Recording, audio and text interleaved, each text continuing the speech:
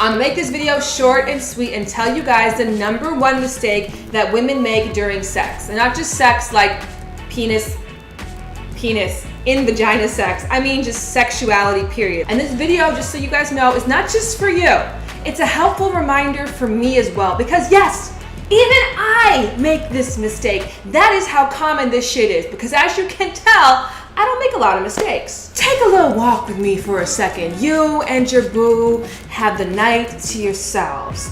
You call them over, you have everything prepped. They come over and you are already excited. So excited the neighbors could come over for a swim if they wanted to. But no, tonight is just between you and them. You get to making out. Everything is great and it's groovy. They strip your clothes off, you strip their clothes off. Then they have that moment where they stare at you and they look at you and they really, really look at you. Their eyes on your body and you find yourself verbally vomiting out, "I know, I haven't been to the gym in a long time. Don't try and stare at my rolls too hard." What?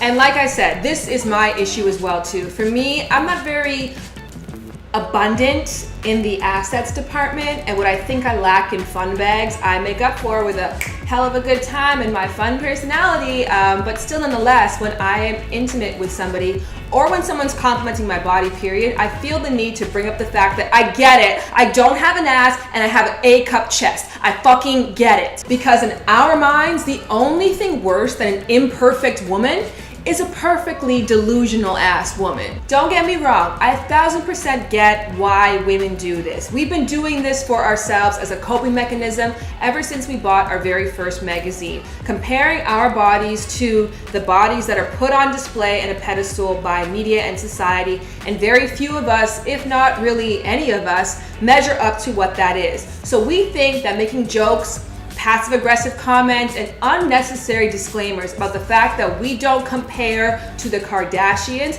is a way of making everybody feel more comfortable, because they must be thinking it, so if you say it first, then everyone's gonna have a better time. At least we got that out of the way, right? But I wanna let you know today that you are wrong, and you are ruining your sex life because of it. Bringing your insecurities into the bedroom or into any kind of intimate setting not only makes it awkward for the other person, but also it reminds you in a time when you're supposed to feel celebrated, liberated, sexy, and beautiful, that once again, here's one more thing that you probably can't be as good at as you want to be. And as women know, women who are sexual, the surest way to getting yourself that big release and that big O is to get out of your head, to be in the moment. And how can you be in the moment if you were trying to figure out what positions you can be in that hide the roles?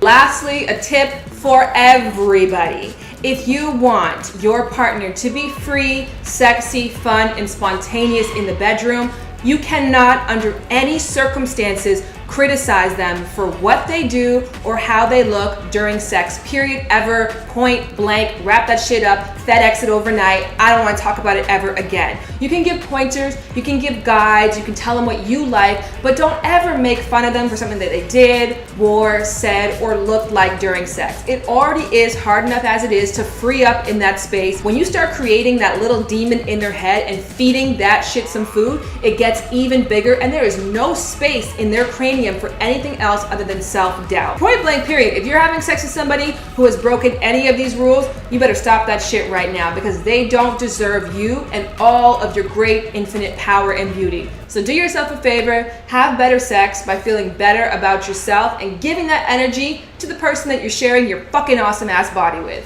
Pow pow.